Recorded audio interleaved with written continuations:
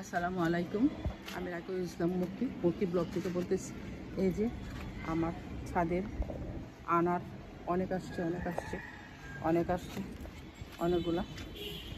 অনেকগুলো আসছে আনার।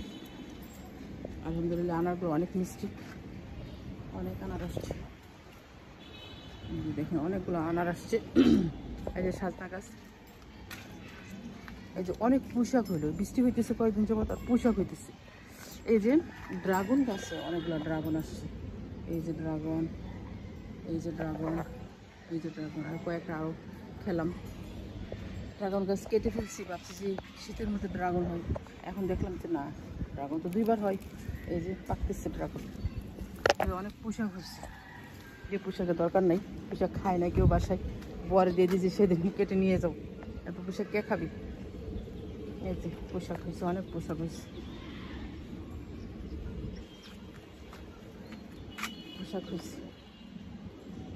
বৃষ্টির মধ্যে আসলে ছাদের যত্ন নেই, গাছের যত্ন নাই।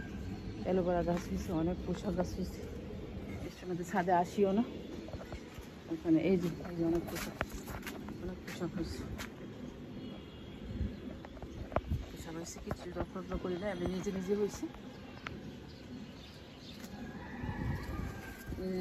এই যে আর ড্রাগন গাছ কেটে ফেলে দিছি। এত ড্রাগন গাছ হয়েছে, কাটা লাগে, ছাদে আসাই জানা।